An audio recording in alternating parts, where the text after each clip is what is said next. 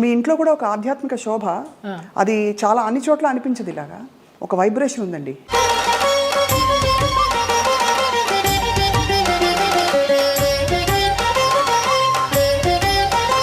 ఇంట్లోకి రాగానే ఒక దేవాలయంలోకి వచ్చిన అనుభూతి అనేసి అంటారు. మీకు నచ్చినట్టు బతికారు దాదాపుగా. కరెక్టా? అవును. సీతమ్మ ఎవరి మాట వినదని, పోగొట్టుకున్నా సంపాదించిన ఎన్ని ఒడిదుడుకులు అయినా కూడా నేను ఎవరిని బ్లేమ్ చేసేందుకు లేదు. మీ రక్షణ మీరు ఎలా చేసుకున్నారు? అండ్ మగ ప్రపంచం వచ్చి మిమ్మల్ని పలకరించలేదు, ట్రై చేయలేదంటే ఎవరు నమ్మరు. కాపాడుకున్నాను అంటే కాపాడుకోలేదనే చెప్పాలి.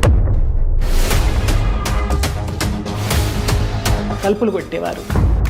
ఒక ఆర్టిస్ట్ అయితే నువ్వు తలుపు తీస్తావా లేకపోతే నేను ఇక్కడ ఊరేసుకొని చచ్చిపోనా అని అడిగాడు. పెద్ద ఆర్టిస్టా? పెద్ద ఆర్టిస్ట్. ఒక బంధం కోరుకున్నారా మీతో, లేక కేవలం బంధం లేదు, ఏం లేదు, బాగుండేదాన్ని. ఎలా తప్పించుకున్నారు? కొన్ని తప్పించుకున్నాను, కొన్ని తప్పించుకోలేక.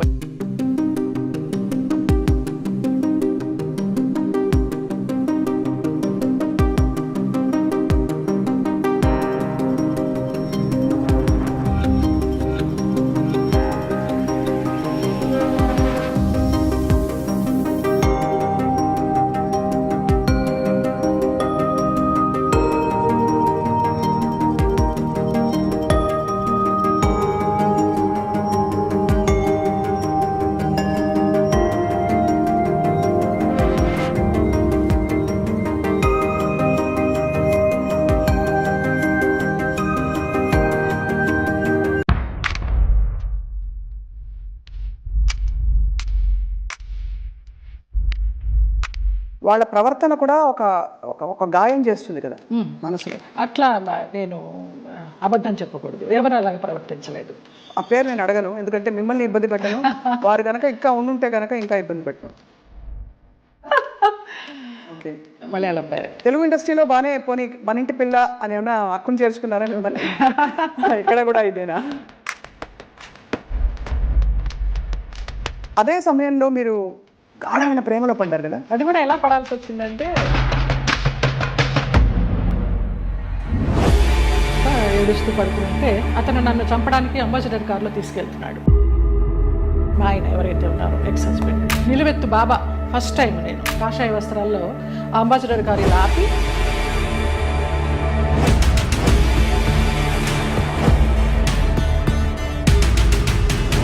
ఆ మన్నాడు పరుచూరు గోపాలకృష్ణ గారు, చలపతిరావు గారు వీళ్ళంతా మన విరుగంపాకం పోలీస్ స్టేషన్కి ఫోన్ చేసి ఇలాగ మా అమ్మాయి అప్పుడు యాక్సిడెంట్ అయ్యి పడిపోతే ఈ నడుము దగ్గర నుంచి చచ్చిపడిపోయింది అంటే నాకు మళ్ళీ అతను లైన్లోకి వస్తే నేను నెలకి మెడిసిన్స్కి 5,000 రూపాయలు పంపించేదాన్ని. మీరు చెప్పే ఈ సంఘటనలు ఊహించుకుంటే కూడా, అంటే మీరు శరత్ బాబు గారు ఉన్నా కూడా చెప్పేదాన్నేమో, లేరు కాబట్టి ఇంకా ఫ్రాంక్గా చెప్తాను. చాలా ఫ్రాంక్గా ఫస్ట్ టైం చెప్తున్నాను నేను. మీ జీవితంలో కీలక పాత్ర పోషించిన వ్యక్తులు గుమ్మడి గారు ఒకరు. అసలు అంత లింకప్ చేయాల్సిన అవసరం ఎందుకు వచ్చింది? నా కోసం సులా అని ఒక వైన్ బాటిల్ తెప్పించేవారు రోజు 800 పెట్టి, ఇది నీకే, ఇది జయమ్మకే, వేరే ఎవరు ముట్టుకోవద్దనేసి. ఒక 4-5 సంవత్సరాలు జర్నీ చేశాము. ఇప్పుడు అటు నుంచి వెళితే నాకు ఆ ఇల్లు చూస్తే మాత్రం ఏడుపు వస్తుంది. అక్కినేని నాగేశ్వరరావు గారు అన్నారు, ఆయన పోయిన తర్వాత అక్కడ నుంచుని ఉంటే పిల్లలందరినీ పలకరిస్తూ నా భుజం తట్టి,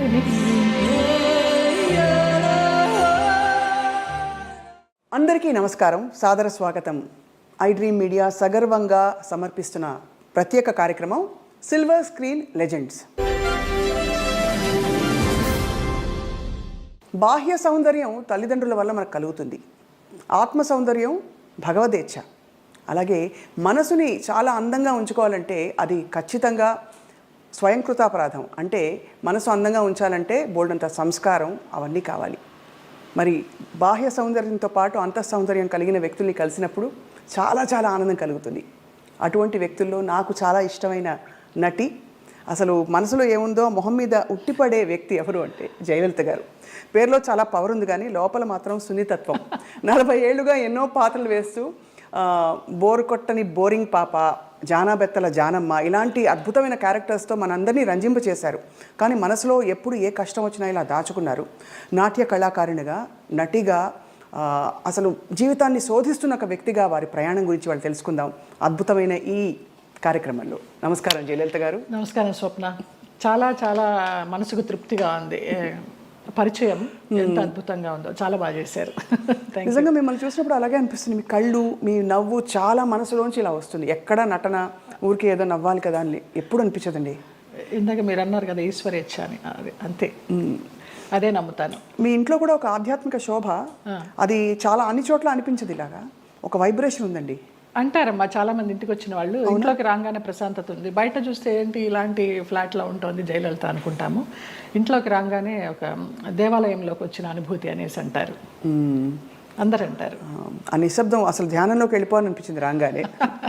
మీరు ఆధ్యాత్మికంగా కూడా ప్రయాణించారు కదా, అంటే ఇప్పుడు ప్రయాణిస్తున్నాను కూడా. అదే ఎందుకో మనసుకి హాయినిస్తోంది.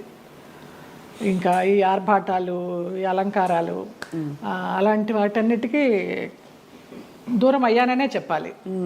ఇంకా కొంచెం ఉంటుందేమో, దాన్ని కూడా దూరం చేయాలి. అది జయలలిత గారు చాలా ధైర్యంగా లైఫ్ని మీరు కొనసాగించారు. మీకు నచ్చినట్టు బతికారు దాదాపుగా. కరెక్టా? అవును, నిజమా? సీతమ్మ ఎవరి మాట వినదని. సీతమ్మ ఎవరి మాట వినదు.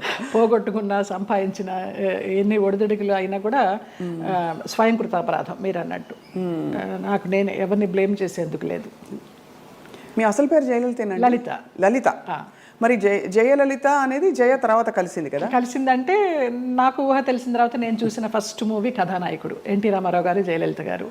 ఆ సినిమా చూసిన తర్వాత 6 సంవత్సరాలప్పుడు నాన్న అప్పుడు బడులు అనేవారు కదా, స్కూల్ కదా, బడిలోకి జాయిన్ చేయడానికి వెళ్ళినప్పుడు మాస్టర్ గారు ఏంటమ్మా పేరు అన్నప్పుడు నాన్న లలిత అని చెప్పబోతుంటే నేను జయలలిత అని చెప్పేశాను. అది యాదృచ్ఛికం, తెలీదు. ఆ సంఘటన ఒకటే గుర్తుంది కానీ ఎందుకు చెప్పానో తెలియదు. జయలలిత అని చెప్పేసా. అప్పటి నుంచి జయలలిత. జయలలిత అనగానే ఆవిడ పవర్ఫుల్ జయలలిత గారే గుర్తొస్తారు. కానీ ఇక్కడ తెలుగునాట మీరు అంటే మీ ఏం చెప్పాలి, వర్చస్సు, ఒక అందం, ఒక గ్రేస్ ఏదైతే ఉందో ఆ జయలలిత గారికి ఈ జయలలిత గారికి పోలిక పడతారు. మీరు నమ్మచ్చు, నమ్మకపోవచ్చు, అతిశయోక్తి అనుకోవచ్చు. మొన్న నేను కేరళ ఒక ఆయుర్వేదం ట్రీట్మెంట్కి వెళ్తే డీటాక్స్కి, అక్కడ వాళ్ళందరూ అన్నారు ఆ జయలలిత మీరు ఒకలాగానే ఉన్నారమ్మా అనేసి. ఫస్ట్ టైం ఆ గ్రూప్ అంతా అన్నారు. జయలలిత గారు, మీరు నాట్య కళాకారునిగా మీ అభ్యాసం మొదలుపెట్టినప్పుడు అప్పుడు మీ మనసులో ఏముండేది? తల్లిదండ్రులు చెప్పి మంచి డాన్సర్ అవ్వాలనుకునేవారా, లేదు అందరి ఇళ్లలో నేర్చుకుందాం? అసలు నా నాట్యాభ్యాసం ఎలాగా మొదలైందంటే అక్కకి నేర్పిస్తున్నారు. అక్కకి నేర్పిస్తున్నప్పుడు నేను చూస్తూ నేను కూడా నేర్చుకుంటాను అని ఏడ్చాను 5 సంవత్సరాలు. అప్పుడు అమ్మ అన్నారు ఇంకా నీకు అవగాహన లేదు, కొంచెం వయసు రావాలి, వచ్చిన తర్వాత నువ్వు నేర్చుకుందావు అంటే మా మాస్టర్ గారు ఆ అమ్మాయిలో ఉన్న జిజ్ఞాస చాలా నచ్చిందమ్మా నాకు. అంత వయసు అప్పుడు ఎవరికి కళల పట్ల ఆసక్తి ఉండదు, ఈ అమ్మాయికి ఏదో పూర్వజన్మ వాసన ఉంది, నేను నేర్పిస్తాను, మీకెందుకు, మీరు కంగారు పడకండి అని. నేను ఏడిస్తే నేర్చుకుంటానని అట్లా నేర్పించారు. ఇంకా అది నాకు నరనరాల్లో అలాగా ఉండిపోయింది. ఒక పెద్ద నాట్య కళాకారిని అవుదామని, ఒక పద్మా సుబ్రహ్మణ్యం గారిలాగా లైఫ్లో పెళ్ళి అనేది ఏమి చేసుకోకుండా అలా ఉందామని అనుకున్నాను. బట్ నాన్నకి జర్నలిస్ట్ అవడం వల్ల, సినిమా వాళ్ళతో సంబంధాలు ఉండడం వల్ల, మీ అమ్మాయి బాగుంది, కలర్ అది, హైట్ అది బాగుంది అంటే ఆ అమ్మాయిని హీరోయిన్ చేయాలి అనేసి ఎన్ని పెళ్లి సంబంధాలు వచ్చినా కూడా వద్దు, మా అమ్మాయి అయితే పెళ్లి మంచి హీరోయిన్ అవ్వాలి, లేకపోతే డాన్సర్ అవ్వాలని ఆయన అలాగా కలలుగా అన్నారు. ఆయన కోరిక ప్రకారం ఆర్టిస్ట్ అవ్వాల్సి వచ్చింది. నా కోరిక అయితే మంచి డాన్సర్ అవ్వాలని. కానీ ఏ రోజు సంసారంలో సుఖపడాలి, ఇలాగా అంటే సెటిల్ అయిపోవాలి అనే ఆలోచన అనిపించలేదు? ఏదో ఒక స్పెషల్ అని, ఏదో మొత్తానికి ఏదో ఒక గోల్ పెట్టుకున్నాను, వాళ్ళలాగా అవ్వాలి, వీళ్ళలాగా అవ్వాలని. ఏమీ అవ్వలేకపోయినాను, నేను నాలాగానే ఉన్నా. మీరు మీలాగా ఉంటూ అన్ని ఎక్స్ప్రెస్ చేసి ఇప్పుడు మీ చక్కగా మంచి టైంలో ఇప్పుడు మీరు అంత ప్రయాణం అంటారు కదా, ఆ ప్రయాణం కొనసాగిస్తారు. అంతర్ముఖంగా ప్రయాణం చేస్తున్నాను. బాగా చెప్పారు. ఎంతవరకు నేర్చుకున్నా జయలలిత గారు మీరు నాట్యం? ఆల్మోస్ట్ డిప్లొమా అంతా అయిపోయిందమ్మా. డిప్లొమా అయిన తర్వాత ఏదో ఎంఏకి కట్టాలని అనుకుంటున్నప్పుడు మూవీ వచ్చింది, నాన్న వాళ్ళ ఫ్రెండ్స్ ఈ పోరాటం మార్పు కోసమని. ఇంకా ఆంధ్ర నాట్యం కూడా నేర్చుకోవాలని నటరాజ రామకృష్ణ గారి దగ్గర 1 year పేయింగ్ గెస్ట్గా ఉండి నేర్చుకున్నాను నేను. ఆ టైంలో నాన్న వచ్చి మా ఫ్రెండ్స్ సినిమా తీస్తున్నారు, అందులో హీరోయిన్కి డాన్సర్ అయి ఉండాలి, క్లాసికల్ డాన్సరు, నువ్వు నువ్వు చేయాలి అనేసి అన్నారు. ఇంకా రూమ్లోకి వెళ్ళిపోయి గడిపెట్టేసుకుని ఏడుస్తూ కూర్చున్నాను. నేను డాన్సర్ అవ్వాలనుకుంటే నన్ను సినిమాల్లోకి చేర్చడం ఏంటి, వెళ్ళనని. అప్పుడు నటరాజ రామకృష్ణ గారు, కళాకృష్ణ గారు నచ్చజెప్పి, నాన్న ఫ్రెండ్సే కదా తీస్తున్నది, వెళ్ళు, నచ్చితే చెయ్యి, కంటిన్యూ చెయ్యి, ఆఫర్లు వస్తే, లేకపోతే మళ్ళీ డాన్సర్గానే ఉండిపోదు అని నచ్చజెప్పి పంపించారు. ఇంకా వన్స్ ఆ రంగంలోకి వెళ్ళిన తర్వాత మరి నచ్చిందా మీకు సినిమా ఇండస్ట్రీ ఎక్స్పీరియన్స్? మొదట్లో నచ్చలేదనే చెప్పాలి. తర్వాత రాను రాను ఇంకా ఫ్యామిలీ అంతా నా కోసమని షిఫ్ట్ అయిపోయి వాళ్ళు ఇబ్బందులు పడుతున్నప్పుడు లేదు వీళ్ళందరి కోసమన్నా నేను ఇష్టపడి చేయాలని అలాగా కాంప్రమైజ్ అయిపోయి చేసినవే. చాలామంది నటీమణులు ఈ మధ్య కాలంలో నేను కలుస్తున్నవారు నాకు యాక్చువల్లీ అప్పుడు ఇష్టం లేదు కానీ పరిస్థితుల ప్రభావం, ఆర్థిక పరిస్థితులను కూడా చెప్పారు. మీకు అటువంటి ఇబ్బందులు వచ్చాయి? ఆర్థిక పరిస్థితుల వల్లనే కదా మరి. మేము చాలా మిడిల్ క్లాస్, మరి లోయర్ మిడిల్ క్లాస్ అని చెప్పలేము, అప్పర్ మిడిల్ క్లాస్ అని చెప్పలేము, వయా మీడియా మిడిల్ క్లాస్. నాన్న ఒక ప్రొడ్యూసర్ని నమ్మి మీ అమ్మాయికి హీరోయిన్ ఛాన్స్ ఇస్తామంటే మెడ్రాస్ షిఫ్ట్ అయిపోయారు. షిఫ్ట్ అయిపోయిన తర్వాత ఆ ఛాన్స్ నాకు కొన్ని కారణాల వల్ల రాలేదు. అయ్యో. రానప్పుడు ఇంకేం చేయాలి, ఇంతమందితో వచ్చిన క్యారెక్టర్స్ చేసుకుంటూ పోదామని ఒక గైడెన్స్ లేకుండా, ఒక గాడ్ ఫాదర్ అనేవారు లేకుండా ఏ క్యారెక్టర్ వస్తే ఆ క్యారెక్టర్ చేశా. ఫ్యామిలీ గెట్ ఆన్ అవ్వాలి ఫస్ట్. కానీ నిజానికి మీరు కథానాయికగానే మొదలు పెట్టారు కదా? అవును, ఈ పోరాట మార్పు కోసం కథానాయిక. అవును, బట్ ఆ తర్వాత మీరు అనేది హీరోయిన్ క్యారెక్టర్స్ రాలేదు, ఏమీ రాలేదు. ఆ సినిమా ఏదైతే వస్తుందనుకున్నానో అది పోయింది. ఆ సినిమా టైంలో ఈ పోరాట మార్పు కోసం సినిమా టైంలో సాంగ్స్ కోసం విజయ గార్డెన్స్కి వెళ్ళినప్పుడు ఆ ప్రొడ్యూసర్స్ చూడడము, హీరోయిన్ ఛాన్స్ ఇస్తామనడము, మెయిన్ క్యారెక్టర్ వాళ్ళు ఇవ్వకపోవడం, మెడ్రాస్ షిఫ్ట్ చేసి. అదే టైంలో నానా మలయాళం మ్యాగజైన్ వాళ్ళు నన్ను చూసి బాగుంది అమ్మాయి మలయాళానికి హీరోయిన్గా పనికి వస్తుంది అనేసి వాళ్ళు నానా మ్యాగజైన్లో ఇంటర్వ్యూ తీసుకోవడము, అలాగా మలయాళం మూవీస్కి వెళ్ళడం జరిగిందనమాట. మలయాళం మూవీస్లో మరి చేస్తూ అంత మంచి ఇండస్ట్రీ కదా మలయాళం ఇండస్ట్రీ, మరి అక్కడ మీకు ఎక్కువ నిలదొక్కుని ఇప్పుడు ఎలా అయితే సూపర్ స్టార్స్ మనకు ఉంటారు అలాంటి అవకాశాలు రాక, లేకపోతే మీరు ఏదొచ్చినా పర్లేదు అని ఒక? అలా కూడా కాదు. మలయాళంలో ఫస్ట్ నేను చేసింది ఉప్పు మూవీ, ముస్లిం సబ్జెక్ట్, తల్లి కూతురు నేనే, డ్యూయల్ రోలు. నాకు దానికి Kerala best actress state award కూడా వచ్చింది. అవును అవును. తర్వాత ఐవిశశి గారు అప్రోచ్ అయ్యారు. అప్రోచ్ అయితే మంచి డైరెక్టర్. అప్పుడు అంటే తెలియదు మనకి ఎలా ఉంటుంది, ఊరికే అవుట్లైన్ చెప్తారు కానివ్వండి, మంచి గ్లామర్ రోలు, కమల్ హాసన్ గారి పక్కన అనేసరికి చాలా ఆనందంగా ఉంటాం కదా. ఫస్ట్లోనే కమల్ హాసన్ గారి పక్కన ఉలగ నాయగన్ ఆయన పక్కన వచ్చింది అని. ఆ ముగ్గురు హీరోయిన్లు శోభన, గీత, నువ్వు అని చెప్పారు. ఓకే అనేసి ఒప్పేసుకున్నాను. అది కట్ చేస్తే విలన్ వైఫ్ వ్యాంపిష్.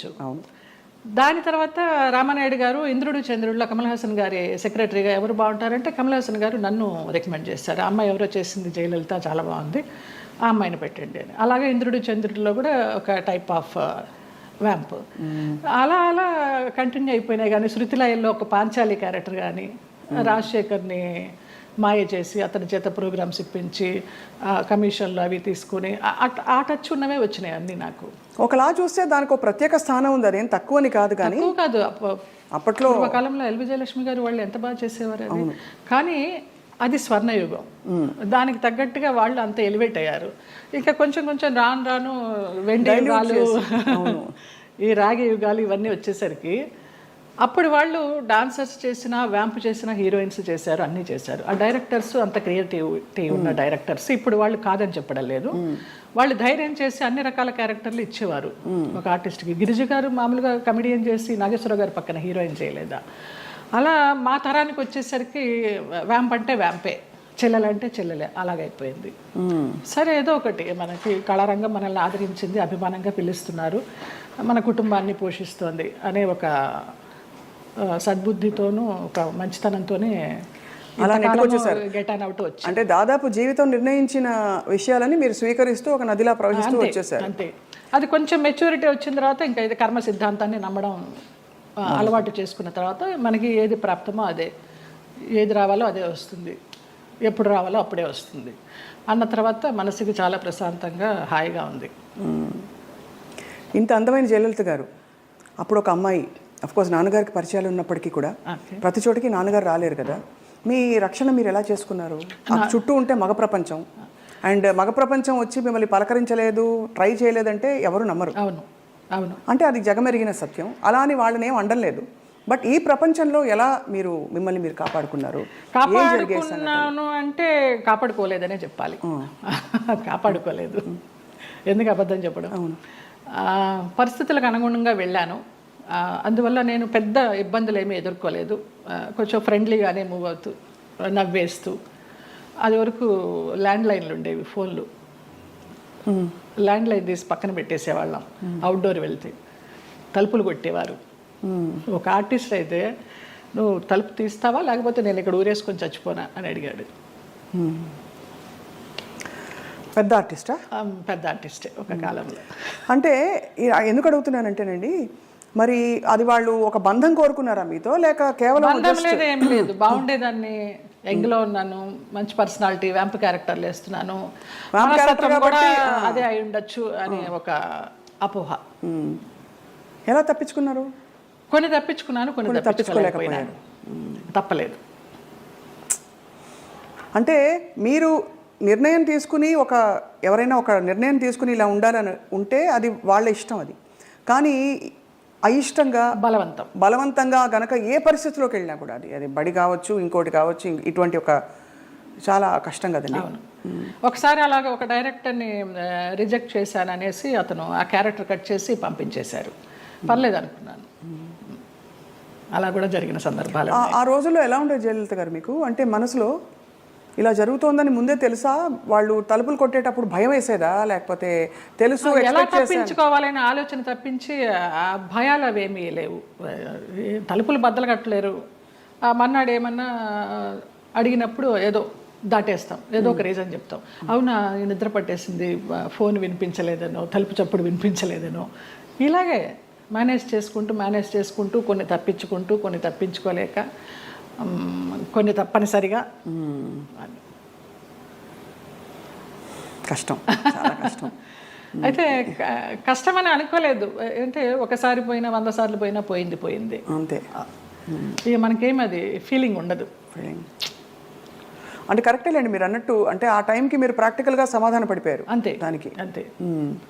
ఒకటే ఏమో, నా వాళ్ళు బాగుండాలి. ఎలాగో వచ్చాను, నేను చెడిపోతే చెడిపోయాను, నా వాళ్ళు బాగుండాలి, అంతే. ఆ మంచి మనసుతోనే వచ్చాను కాబట్టి ఇప్పటికీ నన్ను భగవంతుడు ఈ రకంగా చూస్తున్నాడు 40 years ఇండస్ట్రీలో అని ఒక నమ్మకం. ఇప్పుడు అందరూ బాగున్నారు.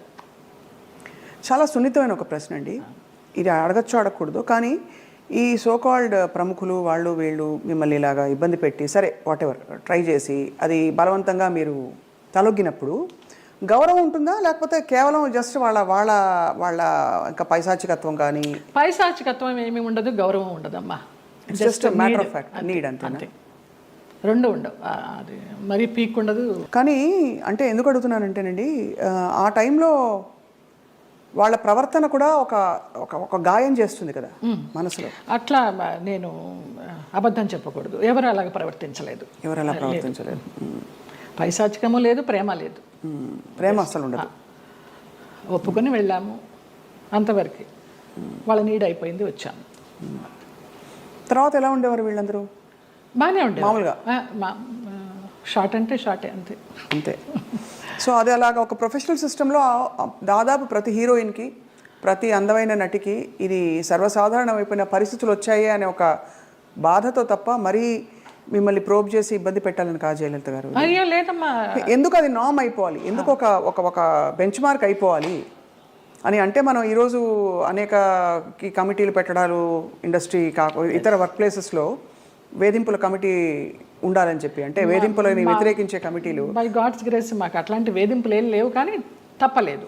అంటే అది కరెక్టే. అంటే వేధింపులు లేకపోయినా ఒక పాయింట్లో మీరు ఎస్ చెప్పకపోతే మీకు అవకాశాలు తగ్గిస్తాం అన్నది ఒక వేధింపే కదా. అవును అవును. అంటే మీకు టాలెంట్ ఉండి కూడా చెప్పాను కదా, ఒక డైరెక్టర్ పంపించేశారు సుగం క్యారెక్టర్ అయిన తర్వాత అనేసి.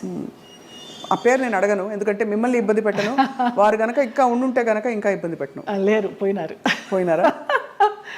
Okay. Malayalam director. Okay okay. Telugu ఇండస్ట్రీలో బాగానే పోనీ మన ఇంటి పిల్ల అని ఏమన్నా అక్కును చేర్చుకున్నారా మిమ్మల్ని? ఇక్కడ కూడా ఇదేనా? అక్కున చేర్చుకోలేదు, చీకొట్టలేదు. రైట్. అదే సమయంలో మీరు గాఢమైన ప్రేమలో పడ్డారు కదా? అవునమ్మా. మలయాళం డైరెక్టర్. అది కూడా ఎలా పడాల్సి వచ్చిందంటే, నేను డేట్స్ ఇచ్చినప్పుడు నాన్న నాకు తెలియకుండా వేరే క్రాస్ బెల్ట్ మణి అని మన హీరోయిన్ మీనా వాళ్ళ మేనమామ, ఆయన కూడా ఒక కాలంలో ఒక ఈ సి గ్రేడ్ టైప్ ఆఫ్ మూవీస్కి మంచి పెట్టింది పేరు ఆయన. నేను చేసే సినిమాలు కూడా సి గ్రేడ్ సినిమాలే అప్పుడు, బీసీ గ్రేడ్. మీరు అంత ఓపెన్ గా సీక్రెట్ సినిమాలు చేశానని చెప్తున్నారు కదా, అది ముచ్చటేసని చూసి ఎంత నిజాయితీగా చెప్తున్నారని చెప్పండి మ్యామ్. ఆ టైంలో నాన్న వాళ్ళకి ఇచ్చారు, నేను వీళ్ళకి ఇచ్చాను. అప్పుడు ఆ లొకేషన్కి వచ్చి ఆయన రౌడీయిజం చేయపోయినారు, క్రాస్ బెల్ట్ మని. అప్పుడు ఇతను నేను భయపడి ఏడుస్తుంటే నన్ను ఒక రూమ్లో ఉంచి నీకెందుకు, నేను ఉన్నాను కదా, నేను సమాధానం చెప్పి పంపిస్తాను, వాళ్ళు మాకు చుట్టాలి అన్నట్టుగా అలాగే పంపించేసరికి అబ్బా నా లైఫ్ని సేవ్ చేసి అతను దొరికాడు అన్నట్టుగా బ్లైండ్గా పడిపోయిన ప్రేమలో. ఆ తర్వాత బ్రహ్మానందం గారి డైలాగ్ లాగా ప్రేమించింది తర్వాత ప్రేమించాల్సి వచ్చింది అన్నట్టుగా కొంచెం కొంచెం తెలుస్తుంది అతని గురించి 7 yearsలో. అయినా కూడా ఏదో మొహమాటంలాగా కమిట్ అయిపోయినాం అన్నట్టుగా చేస్తూ వచ్చాను. అందరూ చెప్తూ వచ్చారు పెద్ద జెన్యూన్ కాదు, చూసుకో అనేసి. ఇక లాస్ట్గా అతను కూడా బ్లడ్తో లెటర్స్ రాసేసి మన ఇప్పుడు హార్డ్ డ్రింక్స్ అవి తాగుతారు కదా, మన విస్కీ తాగే ఒక బాటిల్ లాంటి దానిలో, అది విస్కీనో మరి బ్రాందీనో తెలియదు, అందులో పాయిజన్ పోసుకుని తాగుతాను, ఇంటి ముందరకు వచ్చేసి చచ్చిపోతానని అంటే ఇంకా అందరికీ ఇంట్లో వాళ్ళకి ఇష్టం లేకుండానే బలవంతంగా నేనే నగలు కొనుక్కొని నేనే పెళ్లి బట్టలు కొనుక్కొని, జయకృష్ణ గారు కొనిచ్చారు పెళ్లి బట్టలు. అలాగా కేరళ వెళ్ళిపోయి చోటానికరమ్మ కొచ్చిన్లో చాలా మహిమగల అమ్మవారు, అక్కడ మ్యారేజ్ చేసుకున్నాం. అప్పుడు ఇంట్లో వాళ్ళందరూ ఇంకా నామకే వస్తే వచ్చి అక్షంతలు వేసి భోంచేసేసి వెళ్ళిపోయారు. కాపురానికి పంపించడానికి ఎవరు నాకు కూడా ఉండడం కానీ ఏమీ లేదు. నా అంతటి నేనే చేసుకుని నా అంతటి నేనే వెళ్ళి నా అంతటి నేనే వచ్చా బ్యాక్ టు పెవిలియన్. ఆ టైంలో జయలలిత గారు ఆయనకి మళ్ళీ అంటే ఆయనకి మొదటి పెళ్ళే కదా, ఆయనకి ఇద్దరికి అంటే మీకు కాలేదు, వివాహం కాలేదు, బట్ ఆయనకు కూడా ఏమి. అవును. బట్ ఏ ఇబ్బందులు వచ్చాయి మీ ఇద్దరు? డబ్బు, వాళ్ళకి అప్పులు ఎక్కువైపోయినాయి, చాలా విపరీతమైన లావిష్నెస్ వాళ్ళకి. నేను మంచి 3 shift చేస్తూ ఉన్నాను ఆ టైంలో. నా నగలన్నీ అమ్మేసుకున్నారో తాకట్టు పెట్టుకున్నారో తెలీదు. సినిమాలకు వచ్చిన డబ్బంతా కూడా వాళ్ళే తీసుకునేవాళ్ళు, అమ్మ నాన్నకి ఇవ్వద్దనేవారు. అమ్మ నాన్న భయపడి పవర్ ఆఫ్ అటర్నిటీ రాయించుకొని నీకు బిడ్డలు పుట్టిన తర్వాత నేను నీ ఆస్తి నీకు ఇస్తామంటే, ఆ పవర్ ఆఫ్ అటర్నిటీ ఎక్కడికి వెళ్ళి సైన్ చేసావు, అది క్యాన్సిల్ చెయ్యి, బిడ్డను కానీ అంటే అతనికి తెలియకుండా నేను లేడీ డాక్టర్ దగ్గరికి వెళ్ళి నాకు బిడ్డలు వద్దు, ఒక 6 months నేను కొంచెం జాగ్రత్తగా ఉండాలనుకుంటున్నానని అతనికి తెలియకుండా నేను లేడీ డాక్టర్ దగ్గరికి వెళ్ళి ఆ పిల్స్ తీసుకుని వేసుకుంటూ ఆ బిడ్డలు రాకుండా జాగ్రత్త పడ్డా. ఇక తర్వాత 3 monthsకి గొడవలు, 6 months నుంచి కొట్టుళ్ళు, యాసిడ్లు పోస్తాను అనడాలు, గదిలో బంధించడాలు, ఇవన్నీ అయిన తర్వాత ఏడుస్తూ పడుకుని ఉంటే అతను నన్ను చంపడానికి అంబాసిడర్ కార్లో తీసుకెళ్తున్నాడు. మా ఆయన ఎవరైతే ఉన్నారో ఎక్స్ హస్బెండ్ నిలువెత్తు బాబా.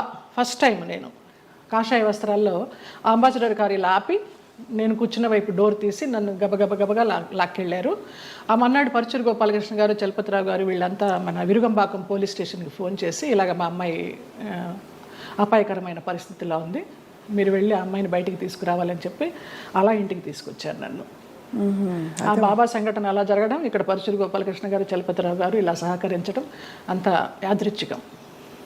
అంటే ఎవరో ఒకళ్ళు భగవంతుడు పంపిస్తాడు అంతే, ఆయన రాడుగా నేరుగా. అంటే మనసు పెట్టి మీరు ఇష్టపడి అన్ని వదులుకుని ఎవరు లేకుండా మీరు వెళ్ళి చేసుకున్న పెద్ద స్టేట్మెంట్స్ ఇచ్చేసి కళ్యాణం వచ్చినాక వచ్చినా కదనేసి అందరూ అనేవారు దొంగోళ్ళు బట్టి ముఖంలా ఉన్నాడు, ఎలా నచ్చాడు నీకు, ఎలా నమ్మావే అనేసి. అంటే మీకు ఆ టైంలో మీరు గాయపడిన మీకు అదే ఆయనే రక్షణ ఇచ్చాడు. ఎందుకంటే అంత ముందందరూ వచ్చిన వాళ్ళందరూ మీతో మిస్బిహేవ్ చేసిన వాళ్ళు, మీకు ఇబ్బంది పెట్టి మిమ్మల్ని ఏదో ఒకటి రాబట్టారు. సో ఇతను ఏదో ఇస్తారనుకుని మీరు తప్పలేదండి. అంటే నమ్మకపోతే జీవితం ఎందుకండి? ఇంపార్టెంట్ విషయం, మీరు నమ్మి దెబ్బ తగిలినా కూడా ఆ గాయం ఎక్కువ ఇది కాకుండా భగవంతుడు వచ్చి మిమ్మల్ని కాపాడు. నిజంగా తర్వాత అతను రమ్యకృష్ణతో నీలాంబరి సినిమా చేశాడు కన్నడలో.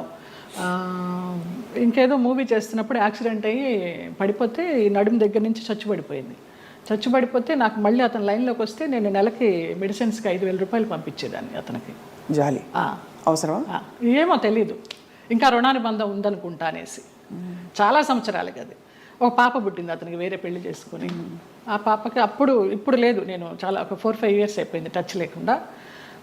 13 సంవత్సరాలు ఎప్పుడో దాని పుట్టినరోజు అని అది ఇది అంటే ఇక్కడి నుంచి ఏమైనా పంపించేదాన్ని. ఆ పిల్ల అడిగేదంట ఎవరు పంపించారు నాన్న అని. బాబా పంపించారమ్మా అనేవాడంట. బాబా గారు భక్తులా మీరు మొదటి నుంచి? నాకు రమాప్రభమ్మ పరిచయం చేసింది బాబా గారిని ధవళేశ్వరంలో, నల్లబాబా. స్వతంత్ర భారతం అని మన నారాయణమూర్తి గారి సినిమాకి వెళ్ళినప్పుడు ఎందుకో గ్యాప్ వచ్చింది, నీకు ఒక బాబాని చూపిస్తారా అనేసి తీసుకెళ్ళారు ధవళేశ్వరం. అప్పుడు చూడటమే, ఆవిడే పరిచయం చేసింది.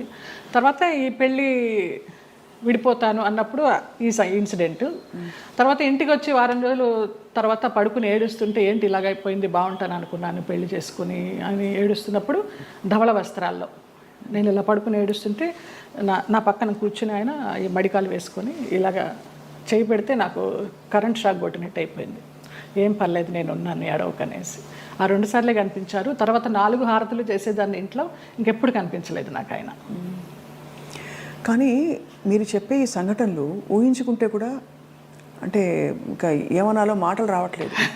బాబా గారు వచ్చి పక్కన కూర్చుని ఆ అనుభూతి మీకు కలగడం, నేను చాలా ఫీల్ అయినా. మా స్పర్శ ఒక ఏంటో అంటారు కదా, 1000 ఓట్ల కరెంట్ షాక్ కొట్టినట్టు అనేసి, అలా ఒక ఆరాలాగా వచ్చేసింది 2 సార్లు. బాబా గారి కోసం ఒక పాట పాడరా, ఒక 2 లైన్లు. ఇక్కడే ఉన్నారు బాబా గారు అనిపించే అంత అద్భుతంగా చెప్పారు మీరు. నువ్వు లేక నాధలం బ్రతుకంతాయోమయం, నువ్వు లేక నాధలం బ్రతుకంతాయోమయం,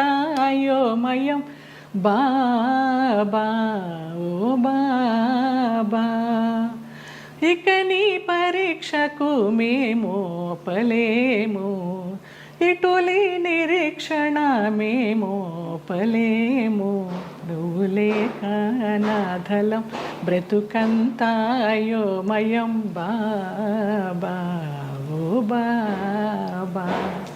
ఎంత ముద్దుగా బుజ్జి తల్లిగా పాడారు. నాకు అది బ్రహ్మానందం గారు ఇచ్చారు ఆ బాబా. ఓ ఈ బాబా గారు, బాబా డివోటీవ్ కదా అనేసి వాళ్ళ మేనేజర్ చేత ఇచ్చి పంపించారు. ఎంత ఆయన అసలు ఒక అద్భుతం, ఆయనే ఒక అద్భుతం బ్రహ్మానందం గారు. తిరిగి వచ్చిన తర్వాత మరి పుట్టింటి వాళ్ళు ఏమన్నారు? ముందే చెప్పాం కదా, సంతోషపడ్డారు, వచ్చేసారని. మా అమ్మాయి మాకు వచ్చేసింది, మా సంపాదన మాకుంది అనేసి. కానీ ఒకటండి, మీరు ఏ మాట కా మాట ఓపెన్గా మాట్లాడుకుంటున్నాం కాబట్టి, పుట్టింటి వాళ్ళు కావచ్చు, అత్తింటి వాళ్ళు కావచ్చు, మిమ్మల్ని ఒక ATM మెషిన్లో చూసారని అనిపిస్తుంది. అంతే.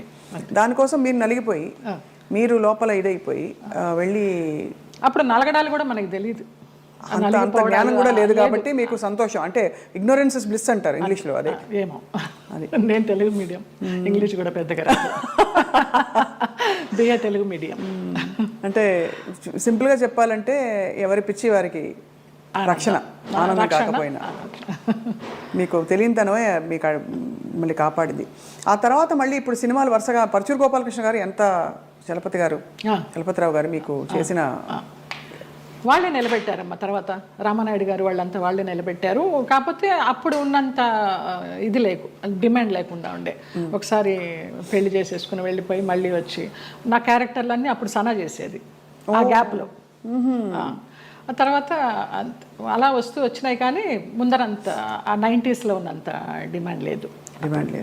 అంటే ఇది మరీ ఎక్కువ మొన్ననే, అంటే ఒక 20-25 ఏళ్ళ అంటే 92 సెప్టెంబర్ 3 మ్యారేజ్ చేసుకున్నాను. 93 సెప్టెంబర్ 3 1 year మ్యారేజ్ డే రాకుండానే విడిపోయాం మ్యూచువల్ అండర్స్టాండ్ మీద.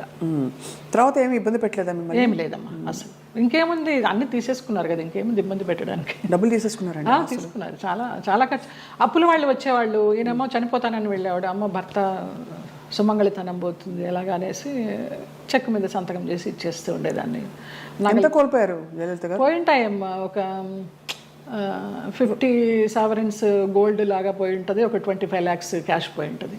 సో దాదాపు ఆ రోజుల్లో చాలా ఎక్కువ కదా, 2-3 కోట్లు అనుకోండి ఈ రోజులు ఈజీగా. ఆ లెక్క కూడా తెలియదు మనకి. అంటే కానీ అదే బాధ చాలా. మీరు మీకోసం ఇష్టంగా ఎప్పుడైనా ఏదైనా కొనుక్కున్నారా? ఒక ఇల్లు, ఒక కారు, ఒక నగలో? అట్లా నగలు ఇష్టం. నేను కొనుక్కున్నప్పుడల్లా అమ్మ అడిగేది, నాకు కూడా ఆ నగ కావాలి అనేసి. నేను ఏదైనా చీర కొనుక్కుంటే నాకు ఆ చీర కావాలని అడిగేది. ఒకప్పుడు నగలు చీరలు ఇష్టము. ఈ కార్లు ఇళ్ళు అంటారా నాకు తెలియదు. ప్రాపర్టీలు చేర్చుకోవడము, కొంచెం డబ్బు ఉంటే దాచుకోవడము, ఏదైనా కొనడము, అది పెరుగుతుంది అనుకోవడము, ఆ బిజినెస్ మైండ్ లేదు. అదే ఉంటే కనుక మరి ఇంత మీరు అన్ని పోగొట్టుకుంటారా చెప్పండి? అందరూ అనేవారు ఏదైనా స్థలం కొని పడేయమ్మా అని, వినేదాన్ని కాదు. అదే ఇల్లు, పెళ్ళి, పిల్లలు అన్ని ప్రాప్తంలో ఉండాలంటారు, అవి లేవు. చాలా దారుణం అండి. మీకు മലയാളം അറിയുമോ? അറിയും, നന്നായിട്ട് അറിയും. 25 പടം అభినయించుండు మలయాళంలో. అంతే కదా, అంత పెళ్లి చేసుకున్నవాడు మలయాళి. అవును, తిట్టేదాన్ని మలయాళంలో. అవునా?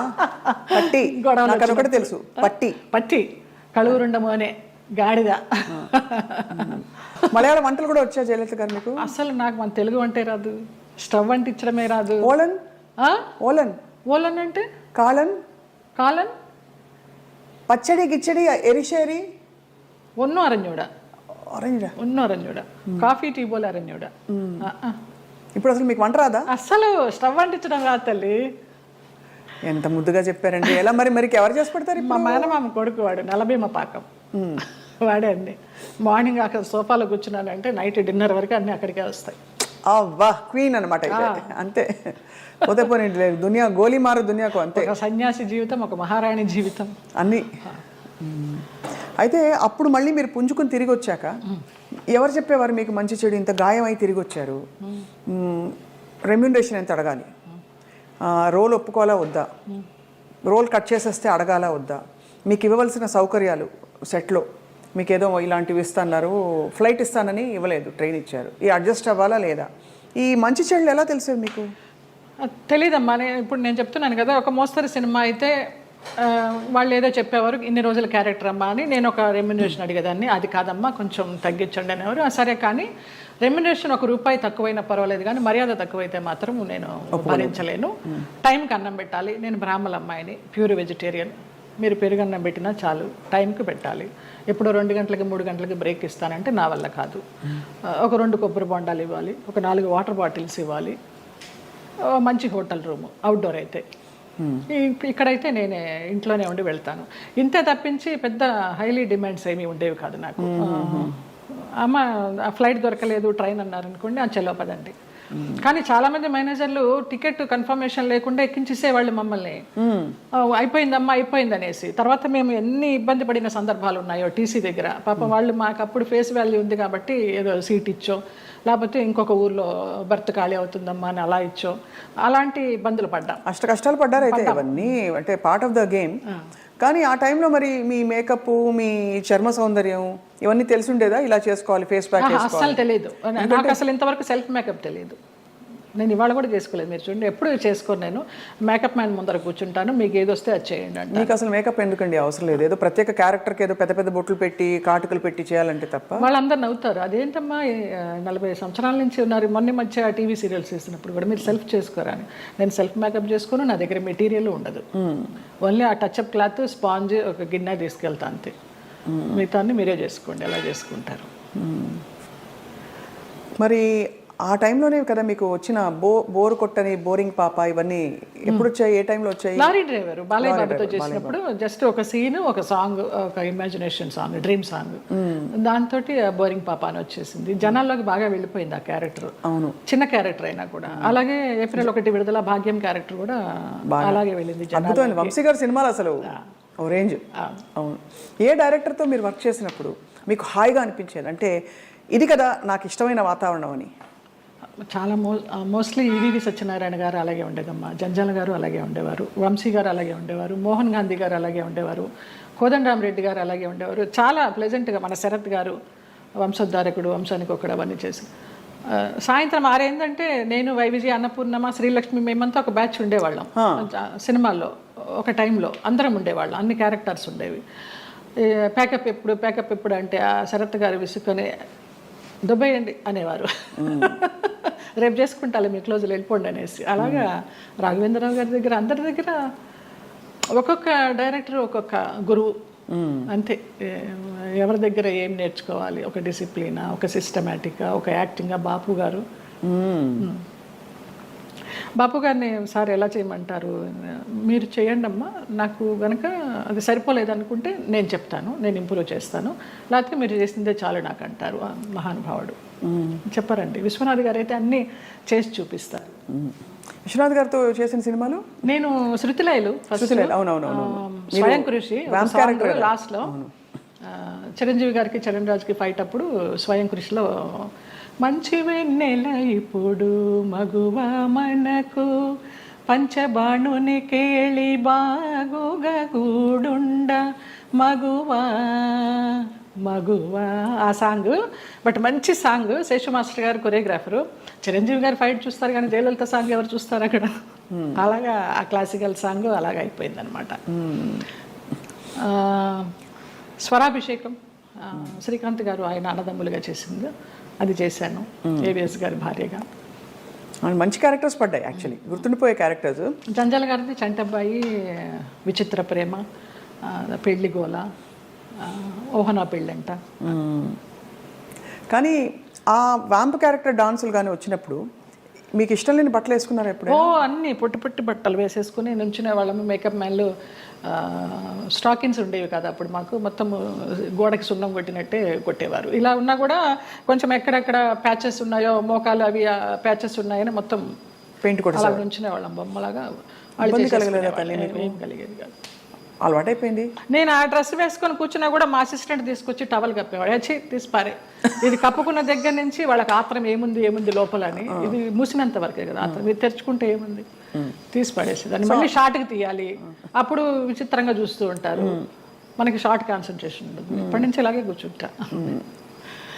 మానవ నైజం అండ్ అందులో మీలాంటి ఒక స్త్రీ, అంటే ఇంత కష్టం చూసిన స్త్రీ ఎంత దెబ్బతిన్నా కూడా నేర్చుకోకుండా మళ్ళీ మళ్ళీ ప్రేమలో పడడం సహజం. సో మళ్ళీ అలా పడ్డారా? అంటే పడలేదా? భగవంతుడు నన్ను రక్షించాడు. కానీ ట్రై చేస్తుంటారు కదా చాలా మంది, అంటే ప్రేమలో పడ్డానికి ఎవరు ట్రై చేయలేదమ్మా. ఉంచుకుంటామని, మళ్ళీ రెండో పెళ్లి చేసుకుంటామని. నాకు ఇంట్రెస్ట్ లేదు, నాకు భయం. ఒక పెళ్ళి చాలు, అయిపోయింది దాంతో ఎక్స్పీరియన్స్. చాలా మంది కాంప్రమైజ్ అయిపోతారు కదా, ఏదో ఒక తోడు, ఏం లేని చోట ఒక తోడు ఉంటుందని. అలా అనిపించలా. అన్నపూర్ణమ్మ వాళ్ళందరూ కూడా అనేవారు, కనీసం పెళ్లి చేసుకోకపోతే ఎవరన్నా బిడ్డనన్నా పెంచుకో, నీకు వయసు అయినప్పుడు ఆసరాగా ఉంటారని. అక్క పిల్లలు అన్న పిల్లలు అందరూ ఉన్నారు చాలు. అది కూడా అనిపించలే. నాకు ఒక బిడ్డ, నాకు ఒక సంసారం, మళ్ళీ పెళ్ళి, మళ్ళీ ప్రేమ చాలు ఒకటి. అమ్మ బాబోయ్, అవును, ఎంత గాయం అయింటుందో మీకు అర్థమవుతుంది. మీరు నేర్చుకోవడం గొప్ప విషయం. గాయం ఎంత అయిందో తెలియదు కానీ దాని మీదకి వెళ్ళాల, డైవర్ట్ అవ్వాల నేను. బట్ ఏదో ఒక ఏంటి లైఫ్ అనుకుంటే ఏమొచ్చేది మీకు ఆన్సర్? ఇప్పుడు ఫర్ ఎగ్జాంపుల్ పొద్దున్న లేస్తే మేకప్ వేసుకుని సెట్లో ఉండి వాళ్ళకి కావాల్సినట్టు రోజంతా ఉన్నప్పుడు మనకు కావాల్సినట్టు మనం ఉండే టైం ఉండాలని అందరికీ అనిపిస్తుంది. అలా ఉంటుంది కదా, ఏదో ఒక మంచి ఫ్రెండ్స్ ఉన్నారా మీకు? అట్లా కూడా ఎవరు లేరు. ఇప్పుడు రాగిణి, రక్ష, లతాశ్రీ వాళ్ళందరూ సోకాళ్ళు వాళ్ళందరూ ఎప్పుడైనా మీ మధ్య ఎప్పుడు ఈర్ష్యలు, కాంపిటీషన్లు ఏమీ లేవా? ఎప్పుడు లేదు. ఈ చీర నువ్వు తీసుకో, నువ్వు కట్టుకో, ఎలాంటి ఫ్రెండ్స్? ఎన్నో అలాంటివి ఎన్నో. నేను రాగిణికి ఎన్ని ఇస్తాను చీరల నగలు. పాపం పాడైపోయినవి కూడా అది మళ్ళీ రిపేర్ చేసుకుని, అక్క నువ్వు ఇచ్చింది చూడు ఎంత బాగుందో, కట్టుకున్నాను అంటుంది. అలాంటిదే తప్పించి నువ్వు కట్టుకుని ఇప్పేసిన చీర నాకు ఇస్తావేంటి, అలాంటివి ఏం లేదు. ముందర అడుగుతుంది, అక్కలకి ఆ వదిలినకి చీరలు తీస్తున్నాను అంటే అక్క నన్ను గుర్తుపెట్టుకో, నాకు కూడా ఇవ్వంటుంది. అలా చాలా మందికి ఇచ్చిన సందర్భాలు ఉన్నాయి. సో 90వ దశకం ఆరంభంలో మీకు మ్యారేజ్ ఫెయిల్ అయిన తర్వాత దాదాపు మీరు ఒంటరి ప్రయాణం. అమ్మ నాన్న వాళ్ళు? అమ్మ నాన్న 99లో అమ్మ పోయింది, 2005లో నాన్న పోయారు. తర్వాత 2003లో నేను హైదరాబాద్ షిఫ్ట్ అయ్యాను. ఇంకా అక్కడ ఉన్న ఒక ఇల్లు అమ్మేసి అక్కల అన్నలు అందరూ వేరే కాపురాలు పెట్టేసుకున్నారు. ఆ డబ్బుతో ఇక్కడికి వచ్చి నేను మధురానగర్లో చలపతిరావు గారు చెప్పి ఆయన ఉండే ఫ్లాట్స్లోనే పైన పెంట్ హౌస్ కొనుక్కున్నాను. ఓరిని బ్రహ్మ బంగారం గాను, ఏవిఎస్ గారి సినిమా షూటింగ్ అప్పుడు. నీకు ఆఫర్స్ ఉంటాయో లేవో తర్వాత విషయము, ఆత్మీయులందరూ ఇక్కడ ఉన్నాం కదా వచ్చేసే అన్నారు. అలాగే వచ్చేసాను. మూవీ ఆఫర్స్ కోసం రాలేదు నేను, వచ్చాను చిన్న చిత్తగా చేస్తూ వచ్చాను. 2007లో చిట్టిబాబు గారు, మన రాజబాబు గారు తమ్ముడు, వాళ్ళు ల్యాండ్ ఓనర్స్, ఈ ల్యాండ్ ఓనర్స్ ఇక్కడ కడుతున్నారు, బాగుంది చూడు అనేసి అంటే వచ్చాను, నచ్చింది, వాస్తు అది బాగుంది, కొనేసుకున్నాను. ఇంకా 2007 నుంచి ఇక్కడే. చాలా అద్భుతంగా మెయింటైన్ చేస్తున్నారు మీరు. అంటే ఎక్కడ కూడా ఇది పాత అపార్ట్మెంట్ కొత్త అపార్ట్మెంట్ లాగే అనిపిస్తుంది, మోడల్ అండ్ అలాగే ఇంటీరియర్స్ చేయించడం. ఇంటీరియర్స్ అంతా మీ టేస్టేనా? అబ్బాయి నాకు అసలు టేస్ట్ అనేదే లేదు. అయ్యో, అంత గుడ్డెద్దు చేయలో పడ్డట్టేనమ్మా. ఏదో చేసుకుంటాము, అందరూ వచ్చి బాగుంది అంటారు. దానికోసం టైం వెచ్చించి ఇది చేస్తే ఎలా ఉంటుంది, ఇది చేస్తే ఎలా ఉంటుంది, ఆ థాట్ లేదు, ఆ ఓపిక లేదు. సో అలా మరి జీవితం అలా నడుస్తూ మీరు వచ్చారు. మధ్యలో మీరు శరత్ బాబు గారు ఒక అది మనసు బంధం అని చెప్పచ్చా? మనసు బంధమే. నేను బాగా అనుకున్నాను, ఆయన కొంచెం అనుకుని వదిలేశారు. ఇప్పుడు ఆయన ఉన్నా కూడా చెప్పేదాన్నేమో, లేరు కాబట్టి ఇంకా ఫ్రాంక్గా చెప్తాను. ఆయనతోనే యాత్రలన్నీ చేశాను. మహానుభావుడు, దేవుడు నాకు ఒక గైడ్ని పంపించాడు అనుకున్నాను, లేకపోతే నేను అన్ని యాత్రలు చేసేదాన్ని. చాలా చాలా మంచి వ్యక్తి. అందులో ఏమీ సందేహం లేదు. ఒకరి రూపాయి తినరు, ఒకరికి పెట్టరు. ఆయన ఫ్యామిలీ వరకు ఆయన చూసుకుంటారు కానివ్వండి, అది లేదు, ఆ గుణం లేదు. ఆ టైంలో మిమ్మల్ని వివాహం చేసుకునే టైంలో కొంతమంది ఇండస్ట్రీ ప్రముఖులే ఆపారు ఆయన్ని, లేకపోతే మీ అవును తెలుసు, పెళ్ళయి సెటిల్ అయ్యేవారు కూడా అన్నారు అంట. నిజం. చాలా ఆలోచనలు చేశాము. ఒక బిడ్డను కూడా కందామని ఆలోచన చేశాము, దానికి అన్ని ప్లానింగ్స్ వేసుకున్నాము. తర్వాత ఆయన ఆలోచిస్తూ ఉంటారు, సంవత్సరాల తరబడి ఆలోచిస్తూ ఉంటారు. ఒక విషయం చెప్తే ఒక 100 రకాలుగా ఆలోచించి, లలిత ఇలా వద్దేమో అలా వద్దేమో, మనం ఎవరన్నా కానీ వాళ్ళు మన ఇద్దరం పోయామనుకో అమ్మాయిని ఆస్తి కోసం ఏమన్నా చేస్తారేమో, ఇలాగంతా కూడా చెప్పేవారు. నేను చాలా ఫ్రాంక్గా ఫస్ట్ టైం చెప్తున్నాను. నేను వాళ్ళ ఫ్యామిలీ మెంబర్స్ నేనేమి లెక్క చేసేది లేదు. వాళ్ళ ఫ్యామిలీ మెంబర్స్లో ఒక తమ్ముడు నాతో చాలా క్లోజ్గా ఉంటాడు, ఒక తమ్ముడు ఫ్యామిలీ. ఇప్పుడు కూడా వారి అబ్బాయి మీతో టచ్లో ఉన్నారు ఉన్నాడు అని అంటారు. అంటే పిల్లలాగానే ఎక్కడ మిమ్మల్ని ఒక శత్రువుగా చూడలేదు కుటుంబానికి? లేదు లేదు, కుటుంబానికంటే వారి కుటుంబానికి. వారి కుటుంబంలో ఎవరికి నేను పెద్ద తెలీదు, మా మధ్య ఏం జరిగిందని కూడా ఎవరికి తెలియదు. ఈ తమ్ముడు గారి ఫ్యామిలీకి తప్పించి వాళ్ళకు కూడా అంతంతే పైపైనే. నాకు ఆయనకి పరిచయం ఉందనే తప్పించి కొంచెం డీప్గా వెళ్ళామనేది తెలియదు. మీరు రమాప్రభ గారితో చాలా క్లోజ్ కదా ఒక టైంలో. రమాప్రభ గారు శరత్బాబు గారిని చాలా విమర్శించేవారు, చాలా ఇంటర్వ్యూలో బహిరంగంగా తిట్టారు. ఎందుకు మీ దృష్టిలో ఎందుకు ఇంత మంచి వ్యక్తి అని మీరు చెప్తున్నారు? మీ మనసుతో చూస్తే అవును కదా కరెక్ట్ అనిపిస్తుంది. ఎందుకంటే మీరు ఎవరిని అసలు మిమ్మల్ని హాని చేసిన వాళ్ళనే మీరు జడ్జి చేయని వ్యక్తి. అలాంటిది అసలు అంటే మనం ఒకవైపునే విని చెప్పలేము కదా, మరి జడ్జ్ చేయలేము కదా. మరి అప్పుడు వాళ్ళిద్దరు కలిసి ఉన్న పరిస్థితుల్లో ఏం జరిగిందో అది నేను కూడా చెప్పలేను. కానీ నా వరకు ఆయన చాలా మంచి వ్యక్తి, చాలా మంచి వ్యక్తి. ఏ విషయంలో మీకు నమ్మకం కలిగింది? ఫర్ ఎగ్జాంపుల్ అంటే మీరు చూసిన అనుభవాల్ని బట్టి మనని ఇతను హింసించడు, మన డబ్బులు తీసుకోడు, లేదు వేరే విధంగా వేధించడు, కంట్రోల్ చేయడు, ఇలా రకరకాల కేటగిరీల్లో మనం తిన్న దెబ్బల్ని బట్టి ఆ విషయంలో మనకు నమ్మకం కలుగుతుంది. ఏ విషయంలో మీకు ఒక భరోసా కలిగింది ఆయన? నాకు తెలియదు. నా అంతటి నేనే మామూలుగా బావా బావా అని పిలిచేదాన్ని, వెళ్ళేదాన్ని. రమాప్రభ గారి కోసం అక్కకి ఏమన్నా చేయండి బావా అనేదాన్ని. అక్కకి చాలా చేశానమ్మా, ఇంకా నేను చేయాల్సింది ఏమీ లేదు అనేవారు. అలాగా నేను ఈ గుళ్ళు వెళ్తాను, ఆ గుళ్ళు వెళ్తాను, ఈ పురాణాలు చదువుతానంటే ఆయన దగ్గర కూర్చుంటే గంటలు గంటలు అలాగా టైం పాస్ అయిపోయేది. అప్పుడు నేను ఒక ఆడదాన్ని అనే అభ్యంతరం లేకపోతే మీ వెంట తీసుకెళ్ళడానికి, మీరు యాత్రలకు వెళ్ళినప్పుడు నాకు చెప్పండి బావా నేను వస్తాను అనేదాన్ని. అలాగా మా యాత్ర సాగిందనమాట. అట్లా ఇంకా ఆయన లలిత లలిత అని పిలవడము, క్లోజ్ అయినామని చెప్పాలి. దాదాపు మీకు అంటే గృహస్థాశ్రమం లేకపోయినా వానప్రస్థాశ్రమం లాంటిది తొందరగా ఫాస్ట్ ఫార్వర్డ్ మోడ్లో కర్మలు అయిపోతాయి చూడండి. ఇప్పుడు మనం అనుభవించడానికి వచ్చిన కర్మలు అయిపోవాలంటారు కదా, అలా మీకు ఏదో రాసి పెట్టినట్టు మీరు దాన్ని అటాచ్ అయ్యారు, మళ్ళీ డిటాచ్ అయిపోయారు. అవును. ఆయన ఒక విషయంలో బాధపడుతున్నప్పుడు చిట్టిబాబు గారు వాళ్ళే చెప్పారు, పోనీలే నీకు భగవంతుడు ఆయన్ని గైడ్ కింద పంపించాడు నువ్వు యాత్రలు చేయడానికి. ఆయన పోయినప్పుడు బాధపడితే మంచి వ్యక్తి వెళ్ళిపోయారు అనేసి అన్నారు. ఇంకా అప్పటితో ఆ ఆలోచన కూడా లేదు. ఇంకా వెళ్ళాను, హాస్పిటల్కి వెళ్ళేదాన్ని, చూసేదాన్ని, అసలు మన సృహలోనే లేరు. లాస్ట్ ఇయర్ February 14th నాడు, వ్యాలంటైన్స్ డే నాడు హాస్పిటలైజ్డ్ అయిన మనిషి May 21st నాడు పోయినారు. చూడలేకపోయారు కదా? చూడలేకపోయిన వాళ్ళం. బావా బావా అని పిలిచేదాన్ని, అయ్యప్ప అని పిలిచేదాన్ని ఆయన్ని. ఆయన ఆధ్వర్యంలో ఇరుముడి కట్టుకుని నేను మండలం రోజులు అయ్యప్ప దీక్ష చేసి అయ్యప్పకే వెళ్ళాను. ఆయనతో వెళ్ళాలనుకున్నాను కానీ వెళ్ళలేకపోయినాను, నేను విడిగా వెళ్ళాను. అప్పుడు నేను ఇరుముడి కట్టుకునేటప్పుడు ఆయనే చెప్పారు నాకు మంత్రాలన్నీ. అట్లా అయ్యప్ప అని నా ఫోన్లో కూడా తత్వమసి అని ఫీడ్ అయి ఉంటుంది ఆయన పేరు, అయ్యప్ప తత్వమసి. అంటే ఎంత మీరు మనసులో ఆయనకి చాలా చాలా ఆరాధించాను. ఆయనకి సేవ చేసుకుంటూ అలా ఉండిపోవాలనుకున్నాను. బట్ భగవంతుడు పడనిలా, లేదు రుణం లేదు. అది అంతేనండి బంధాలు, బంధాలు అంతేనా? మరి అంతే అనుకోవాలి. రుణం ఉన్నంత వరకు మనం కలిసి ఉంటాం, తర్వాత అంతే. పుట్టిన వాళ్ళు మన బిడ్డలే. అలాంటప్పుడు ఇంకా బయట నుంచి ఎక్కడో వచ్చిన వాళ్ళు ఆ రుణం ఉన్నంత వరకే ఉంటారు. అది రుణాన్ని బంధ రూపేణ పశుపత్ని సుతాలయ. సో మరి ఉన్నంతకాలం కష్టపడి ఉంటే దాన్ని ఎలా చూడాలి?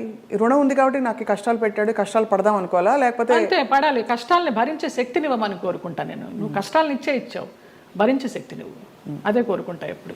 మరి ఎప్పుడు ఇది సరికాదు, సవ్యం కాదని ఇప్పుడు చాలామంది ఆడపిల్లలు, మీకు అయిన ఎక్స్పీరియన్స్, మీ పెళ్లిలో 6 నెలలలో ఒక హింస, ఒక ఎక్స్‌ప్లాయిటేషన్ ఉంది, బయటకు వచ్చేయాలని ఆలోచించిన పరిస్థితుల్లో ఎప్పుడు బయటికి రావాలనే స్ఫురణ ఎలా కలుగుతుంది? బికాజ్ భరిస్తాం, సర్దుకుంటాయన్న హోప్ ఉంటుంది. ఆ స్ఫురణ ఏం చెప్పిన మాట వినాలని మీ గైడెన్స్ అడుగుతున్నా. మీరు డైరెక్ట్గా పడ్డ వ్యక్తి కాబట్టి మీకు అర్థమైంది కదా ప్రశ్న. అది మన రాతలో ఉంటుంది, ఏదో అదృశ్యవాణి చెప్తుంది మనకి, భరించావు చాలు, ఇంకా ఇది చెయ్యి అని గైడెన్స్ వచ్చేస్తుంది అని. నాకు బ్లైండ్గా వెళ్తాను నేను అంతే. అంతే, అంత డీప్గా వెళ్ళి నాలెడ్జబుల్గా చెప్పాలంటే నాకు తెలియదు, కానీ అనిపిస్తుంది, మనకే అనిపిస్తుంది ఇంకా ఆ టైం అయిపోతుందని అనిపించినప్పుడు అది ఆటోమేటిక్గా వస్తుందని నేను అనుకుంటున్నాను. ఎంత ఇవాల్వ్ అయ్యారు మీరు స్పిరిచువల్గా, ఎన్ని కష్టాలు పడినా కూడా ఎంత పరిణితి తెచ్చుకున్నారు మీరు అంటే జీవిత ప్రయాణంలో. నేను కేరళ డీటాక్స్కి వెళ్ళినప్పుడు కూడా 14 days ఒంటరిగా ఉన్నాను. అప్పుడు నా లైఫ్ స్టైల్ మారిపోయిందమ్మా, మైండ్ సెట్ కానీ లైఫ్ స్టైల్ కానీ. ఎంత భయస్థురాల్లో నేను, చిన్న విషయానికి భయపడిపోతే, ఎక్కడన్నా నొప్పి వస్తే, ఇక్కడ నొప్పి వస్తే బ్రెస్ట్ క్యాన్సర్ ఏమో, ఇక్కడ నొప్పి వస్తే అపెండిసైటిస్ ఏమో అని అస్సలు లేదు. ముక్తినాథ్ నడిచి దిగాను -degreesలో మొన్న. అవునా? మొన్న రీసెంట్గా 4 days అవ్వలేదు. ఆ ముక్తినాథ్ ఒక ఇన్సిడెంట్ చెప్పాలి స్వప్న. ఒక ఆవిడ కటక్ నుంచి వచ్చారు, జ్యోత్స్నారావు అనేసి, ఒరిస్సా ఆవిడ కాదులే, ఒరిస్సాలో జాబ్ చేసేవారు, కాకినాడ ఆవిడ, బ్రాహ్మణ ఆవిడ. ఎవరు లేరు, నానే వాళ్ళు ఎవరు లేరు, తోడబుట్టిన అన్నదమ్ములు కానీ, అక్క చెల్లెళ్ళు కానీ, సంసారం కానీ, పిల్లలు కానీ ఎవ్వరు లేరు. ఆవిడ బ్రహ్మచారిణి. ఆవిడ వచ్చి నాకు ఎవరు లేరు 3 రోజులు ప్రయాణం చేశారు మాతోటి. 11th నాడు బయలుదేరాము ఇక్కడి నుంచి, 12th 13th నాడు ముక్తినాథ్ తీసుకెళ్లారు. అలాగే డోలీలో ఎక్కించి వెళ్ళారు. ఆవిడకి ఏదో హై బ్లడ్ బీపీనో షుగర్ ఏదో ఉంది. అన్నం తినాలనిపించక మాత్రలు వేసేసుకుంటున్నారు. తర్వాత ఆ ముక్తినాథ్లో జాంసంలో మేము స్టే చేసినప్పుడు వెన్ను వణికించే చలి, అక్కడ హీటర్స్ ఉండవు, హీటర్స్ పెడితే ఆక్సిజన్ అందదంట, హై ఆల్టిట్యూడ్ అనమాట. అక్కడ ఆ రోజు నరకం అనుభవించాం అందరం, 80 members గ్రూప్ మేము. Sai Krishna tours and travels అని సాయిరామ్ గారు, ప్రసన్న గారు, వైఫ్ అండ్ హస్బెండ్, ఆది దంపతులు. నిజంగా 2009 నుంచి వాళ్ళు ఈ ట్రావెల్ చేస్తున్నారు. ప్రతి ఒక్క గ్రూప్తో ట్రావెల్ చేస్తారు. ఇంకా నేను లైఫ్ జర్నీ అంతా వాళ్ళతోనే యాత్రలు కంటిన్యూ చేయాలని వాళ్ళతో చెప్పి కూడా వచ్చా కన్ఫర్మేషన్. ఆవిడ ముక్తినాథ్ని దర్శించుకొని, సాయిరామ్ గారు మేము వెళ్ళే రోజు ముందర రోజు నైట్ హోటల్లో డిన్నర్కి గ్యాదర్ అయినప్పుడు చెప్తారు, అమ్మ ఇలా ఉంటుంది అక్కడ సిచ్యువేషను, స్నానాలు చేయకండి, 108 జలధారలు ఉంటాయి, స్నానాలు చేయకండి, -degrees ఉంటాయి, నెత్తి నీళ్లు చల్లుకుంటే చాలు, మనకి ముక్తినాథుడి దర్శనం కావాలి, మీరు ఆయన చూడడం కాదు ముఖ్యం, ఆయన మిమ్మల్ని చూడడం ముఖ్యమని చాలా చక్కగా వివరించి ఆవిడని అడిగారు, అమ్మ మీ పరిస్థితి ఇలా ఉంది, వస్తారా, రాలేకపోతే రూమ్లో ఉండండి, భోజనం ఏర్పాట్లన్నీ చేసి మీకు ఒక మనిషిని పెట్టి నేను వెళ్తాను. లేదు సాయిరామ్, నాకు ఆ ముక్తినాథుడిని చూడాలి, నా ఒకే ఒక కోరిక అన్నారమ్మ. వచ్చారు, ముక్తినాథుడిని చూశారు. మర్నాడు అందరం బయలుదేరి బస్సుల్లో పోక్రా రిటర్న్ రావాలి. కార్లోనే స్పాట్ డెడ్ అమ్మ ఆవిడ. ముక్తినాథుడు అన్నందుకు ముక్తి, మోక్షం. ఎంత అదృష్టవంతరాలు, ఎవ్వరు లేరని 80 మందితో ప్రయాణం చేసి 3 రోజులు ముక్తినాథుని చూసి 4వ రోజు పోయింది. అసలు అద్భుతమైన సంఘటన అయితే నాకు, నేను మర్చిపోలేను ఈ యాత్రలో. ఆవిడ చనిపోయినప్పుడు ఎంత ప్రేతకళగా ఉందో, చితి మీద పెడితే అక్కడే ఎవరో కజిన్ నెంబర్ దొరికింది, ఫోన్లో అడిగితే మేము రాలేమండి, అంత దూరం మీరు చేసేయండి అని ఈయనకు అథారిటీ ఇచ్చేశారు సాయిరామ్ గారికి. అక్కడ ఆర్మీ సహాయంతో ఆయన మన హిందూ సాంప్రదాయంలో ఆమెకి దహన సంస్కారాలు చేస్తే, చితి మీద పెట్టినప్పుడు ఆవిడకి ఫోటో తీస్తే ఎంత చిద్విలాసంగా ఉందో తెలుసా అమ్మ ఆవిడ ముఖం. చనిపోయినప్పుడు ఈ 4 బయటకు వచ్చేసి కళ్ళు తేలేసి ఉన్న మనిషి హాయిగా అలా ఉంది. అసలు అది జన్మలో మర్చిపోలేను. అంతకుముందు రోజు అడిగారు, ఎవరికి ముక్తి కావాలంటే 2 చేతులు ఎత్తా నేను, ఏం మీకు లగేజ్ లేదా అని అడిగారు. నాకు ఏ లగేజ్ లేదన్నాను. అంటే వెనకాల బంధాలు లేవా అనేసి. మీరు అనుకుంటే కాదు దేవుడు అనుకోవాలి, ఆయన ఎవరికి ఇవ్వాలో వాడికే ఇస్తారు అనేసి. అలాగా ఆవిడ అదొక అద్భుతమైన సంఘటన. ఆనందించాం, ఆవిడ పోయినందుకు బాధపడలేదు. ఎంత అదృష్టవంతరాలు, ఎంత చక్కని అనాయాసన మరణం అంటారు కదా, అలా. కార్లన్నీ ఆగినా ఏంటనంటే పోయారు. అంటే భగవద్ దర్శనం అయిందా అని చాలా మందిని అడుగుతాం, ఇంతకంటే నిదర్శనాలు ఏముంటాయి? మోక్షం, ముక్తినాథుడు. మా వాళ్ళందరూ, మా మామ కొడుకులందరూ ఆ -degreesలో 108 జలధారాల్లో స్నానం చేశారు. ఒక్కొక్క జలధార నుంచి ఇంకొక జలధార వెళ్తుంటే వాళ్ళకి బ్రెయిన్ పనిచేయడల్లా ఫ్రీజ్ అయిపోతుంది, అలా చేశారు. నేను ఆ 108లో చల్లుకోవడానికి అరగంట పట్టింది, ఈ చెయ్యి పనిచేయాల 1 గంట, బ్లడ్ క్లాట్ అయిపోయి. అంత చలి, -degrees. అది అంత కష్టతరమైన ప్రయాణం. ఎంత చక్కగా వెళ్ళొచ్చాము వారి ఆధ్వర్యంలో. ఈ సందర్భంగా ఆ దంపతులకు పాదాభివందనాలు.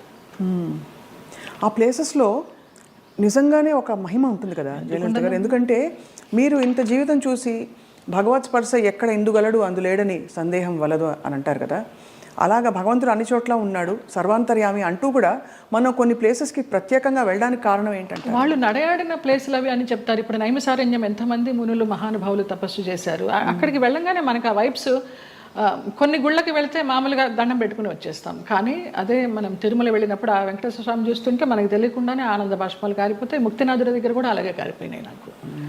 మన దేవుళ్ళ రూపాలు ఉండవు, ఏముండవు, వాళ్ళు నేపాల్ పద్ధతిలో తయారు చేస్తారు, అలా ఉన్నా కూడా వైబ్స్ ఉన్నాయమ్మా. అంతే, వాళ్ళు నడయాడిన ప్రదేశం. జనక్పూర్ వెళ్ళాము, సీతారాములు నడయాడిన ప్లేసు, వాళ్ళ కళ్యాణమైన ప్లేసు. చాలామంది మా గ్రూప్లో అక్కడికి వెళ్ళి దండలు మార్చుకున్నారు, మళ్ళీ సీతారాముల కళ్యాణం లాగా. అలాంటి వైబ్స్ ఉన్నాయి, అందుకే వెళ్ళాలి. ఇంట్లో కూర్చున్న భగవంతుడు దర్శనం ఇస్తాడు, అది వేరే విషయం. వాళ్ళు నడయాడిన ఆ పుణ్యభూమిలో నడిస్తే ఆ పాదధూళి మనకి కొంచెం పుణ్యం ఇస్తుందని.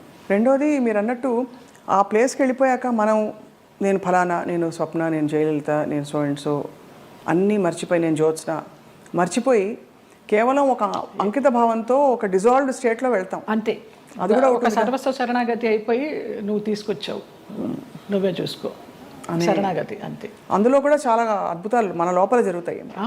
అద్భుతాలు అంటే మన అహంకారం కరగడం అన్నీ కదా, మనకి తెలియకుండానే అది ఉద్వేగం అది అంతా వచ్చేస్తుందమ్మా. అది నేను సంజయ్తో అదే అన్నాను.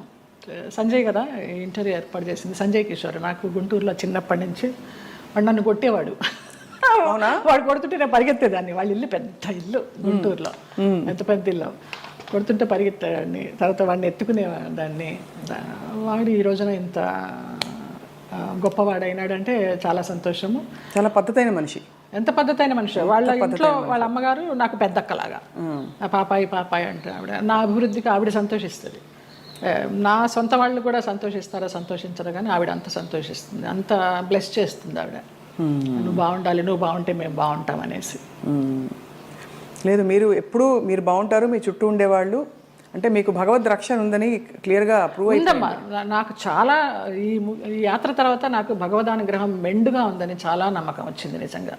ఇంకా అసలు ఏమూలో ఉన్న భయం కాస్త పటాపంచలైపోయింది, ఏం లేదు. మీ జీవితంలో కీలక పాత్ర పోషించిన వ్యక్తులు గుమ్మడి గారు ఒకరు.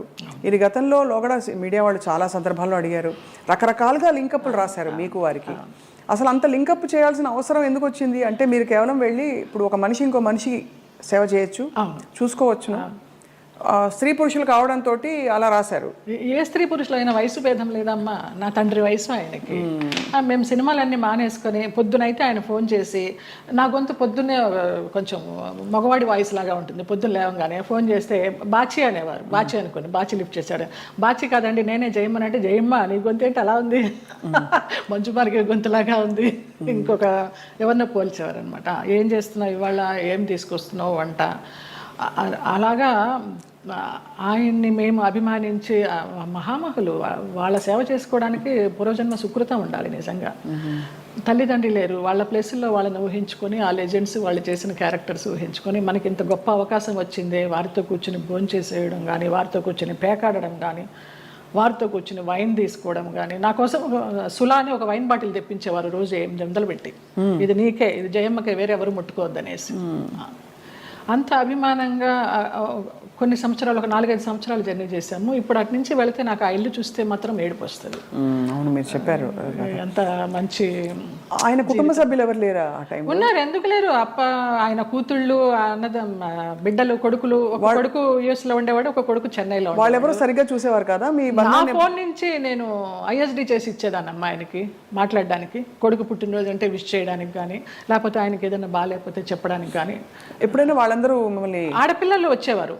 ఇక్కడ సాంబమ్మ అని ఒక ఆవిడ ఉండేది, ఆవిడ వచ్చి చూసిపోతూ ఉండేది. శారద బెంగళూరులో ఉండేది, ఇప్పుడు ఇక్కడే షిఫ్ట్ అయిపోయింది. విజయమ్మ చెన్నైలో ఉంటుంది, ఇంకొక చిన్నమ్మ అమెరికాలో ఉంటుంది, ఒక ఆవిడ క్యాన్సర్తో పోయింది.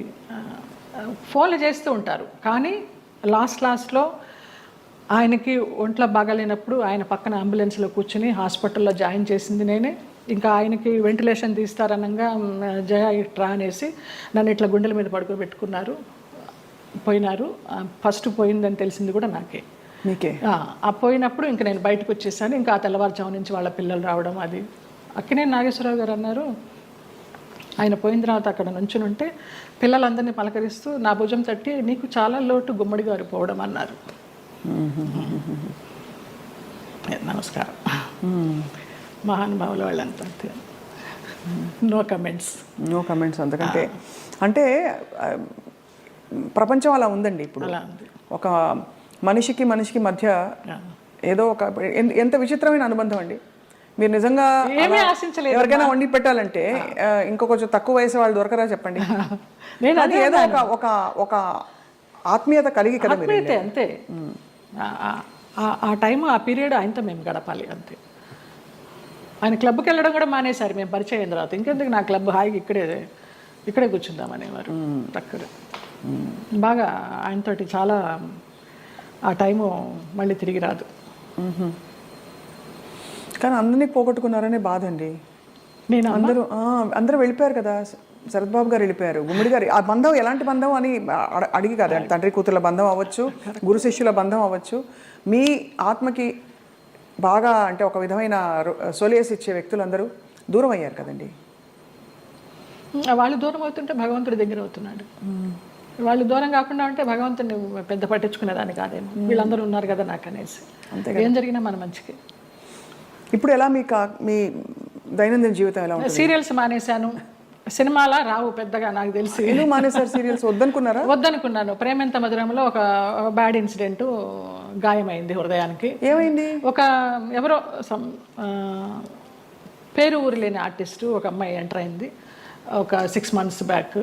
నేను మానేసే ముందర 3 సంవత్సరాలు అంత చక్కగా బాండింగ్ తోటి నిజంగా తల్లి కొడుకుల్లాగానే నేను, శ్రీరామ్ కానీ అందులో చేసిన వాళ్ళందరూ కానీ అలాగే క్యారెక్టర్ పరంగా మేము యాక్ట్ చేయలేదు, అసలు జీవించాం. మేము గ్లిజరిన్ కూడా వేసుకునే వాళ్ళం కాదు ఏడుపు సీన్లు ఉంటే. ఆ అమ్మాయి వచ్చి కొంచెం యారగెన్స్ అంతా చూపించడము, మర్యాద లేకపోవడం సీనియర్స్కి. ఒక సీన్లో అయితే అయిందని అలాగే అడ్జస్ట్ అయిపోయి చేస్తున్నాను. మానేద్దామా అనుకుంటూ పోనీలే మంచి సీరియల్, మంచి పేరు వచ్చింది, శ్రీరామ్ మంచి వాడు, అతన్ని చూసి చేయాలని అనుకున్నాను. ఒక టైంలో ఇంకా పీక్స్కి వెళ్ళిపోయింది ఆ అమ్మాయి బిహేవియర్. శ్రావణ శుక్రవారం నాడు పూజకి గాజులు లేకుండా కూర్చుంది మొండి చేతులతోటి. నేను ఒక పెద్ద సఫిస్టికేటెడ్ మదరు, అంత సాంప్రదాయాన్ని పాటించే మదరు, అత్తగారి పక్కనే కూర్చుని పూజ చేస్తూ ఉంటుంది. అప్పుడు నేను క్యారెక్టర్ పరంగా ఆలోచించి అత్తగారి స్థానంలో నేను ఇక్కడ ఉన్నాను కదమ్మా, నేను లేకపోతే నీ ఇష్టం వచ్చినట్టు చేసుకోవచ్చు, శ్రావణ శుక్రవారం పూజ ముత్తైదో గాజులు వేసుకుని చేయాలన్నానమ్మా. అటు నా చెయ్యి నా ఇష్టం, నువ్వే చెప్పడానికి అంది, వేసుకునంది. అంతలాగా ఎందుకు ఏమో తెలియదు. అది ఆరగెన్సీ అంతే. ఆ పిల్లకి సీనియారిటీ విలువ తెలియదు, క్యారెక్టర్ విలువ తెలియదు. ఎవరండి యాక్టర్? ఆఫ్కోర్స్ చూసే, నేను సీరియల్స్ చూడండి కాబట్టి ఇలా అడుగుతున్నాను. అమ్మాయి పేరు కూడా మర్చిపోయినాను, అసలు మైండ్లోనే లేదు అది. చేస్తూ తర్వాత అమ్మాయి September 3 జరిగింది ఇది, లాస్ట్ ఇయర్. అక్కడి నుంచి శ్రీరామ్ బయటే ఉన్నాడు. నాన్న ఇలాగ జరిగింది, నాకు చేయబుద్ధి కావడలేదన్నాను. నీ ఇష్టం అమ్మ, నీకు ఇష్టం లేకపోతే మానేయ అన్నాడు. కారు ఇచ్చాడు, ఎక్కాను, వచ్చేసాను అంతే. అక్కడ బహుశా మీ ప్రయాణం అయిపోయిందేమో అంతే. అలా ఇలా ఈ సంఘటన ద్వారా అలా కొంచెము అయిష్టంగానే చేస్తున్నాము, ఇష్టం లేకుండా. ఆ క్యారెక్టర్కి కూడా ఇంపార్టెన్స్ తగ్గడము, ఆ ఫీల్ కూడా రావడల్లా చేస్తుంటే. డైరెక్టర్ గారితో అనేదాన్ని, ఇంతకు ముందర ఫీల్తో చేసేవాళ్ళం అండి, ఇప్పుడు రావడం లేదనేసి. డైరెక్టర్ మారిపోయాడు, వెంకట్ అని, అతను చాలా ఇష్టము, చాలా మంచి టెక్నీషియన్. ఆ యూనిట్ నుంచి బయటకు వచ్చారు, వేరే యూనిట్ ఎవరైనా ఆఫర్ చేస్తే ఎందుకు చేయకూడదు? వద్దనిపించిందమ్మా, ఇంకా అసలు నాకు సీరియల్స్ వద్దు. అంటే నేను ఆ గంగిరెద్దులాగా అలంకరించుకోవడము, రోజుకి అన్ని డ్రెస్ చేంజ్లు, పొద్దు నుంచి నైట్ వరకు టైం లేకుండా. 12 hours అండి కాల్ షీట్. పంపించరమ్మా. నేను తొందరగా వెళ్ళిపోతానంటే, అమ్మ సీనియర్వి నువ్వే వెళ్ళిపోతానంటే మిగతా వాళ్ళందరూ కూడా వెళ్ళిపోతారు. అందులో సీరియల్స్ లో బాగా పిండేస్తారు కదా. నరకం. ఎన్ని సీరియల్స్ చేశానో అన్ని సీరియల్స్ అన్నం పెట్టినాయి, కాదని లేదు. కానీ వద్దనిపించింది, ఇంకెవరికి పెట్టాలి, నేను వద్దు. మంచి సినిమాలు ఏమన్నా వస్తే చిన్న చితక సినిమాలు చేసుకుందాము, లేదా కృష్ణారామాని యాత్రలు చేద్దాము, ఉన్నది పెట్టుకొని ఉన్నంత వరకు. తర్వాత భగవంతుడు చూసుకుంటాడు అంతే. అక్క వీళ్ళందరూ టచ్లో ఉంటారా? ఎప్పుడు టచ్లో ఉంటారు. అబ్దికానికి, నాన్న అబ్దికానికి చెన్నై వెళుతూ ఉంటాము. 2 అన్నయ్యలు అక్కడే ఉన్నారు. అందరం కలివిడిగానే ఉంటాం. 3 అప్పచెల్లెళ్ళు, 2 అన్నదమ్ములు. సరే, మీకు మీ ప్రయాణం ఇలా రాసుందని మీరు సరిపెట్టుకున్నారు, అది మీ గొప్పతనం అంతే. నా గొప్పతనం కాదు, నాకు దేవుడిచ్చిన వరం అది. నా గొప్పతనం ఏం లేదు. మరి ఇప్పుడు మీకు జీవితం గడవడానికి, యాత్రలు చేయడానికి, మనం శేష జీవితం గడపడానికి కంఫర్టబుల్గా ఫైనాన్షియల్గా? శేష జీవితం వరకు ఉందని నేను చెప్పలేను, ఇప్పటికీ ఉంది. ఈ ప్రేమెంత మధురం చేసిన దాని తాలూకా అది కొంచెం ఉంది. అది కూడా వెనక ముందు చూడకుండా ఖర్చు పెట్టుకుంటున్నాను యాత్రలకి, దానికి. శేష జీవితానికి ఎలా ఉంటుందో నాకు తెలియదు, ఆయన నిర్ణయిస్తాడు. ఆ నమ్మకం అయితే ఉంది.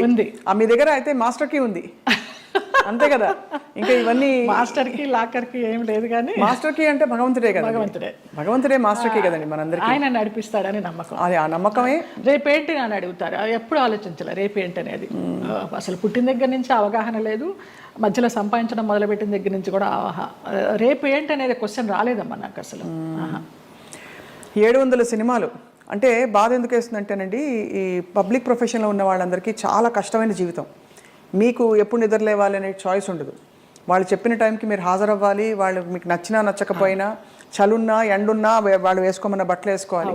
అలా 700 జీవితాలు మీ మొత్తం ధారపోసి వెచ్చించి మహా నటులే చరిత్రలో అలా ఉండిపోయి మెల్లిగా ఫేడ్ అవుట్ అయిపోతారు విత్ టైం. ఈ నట జీవితం మీకు నేర్పిన విషయం ఏంటండి?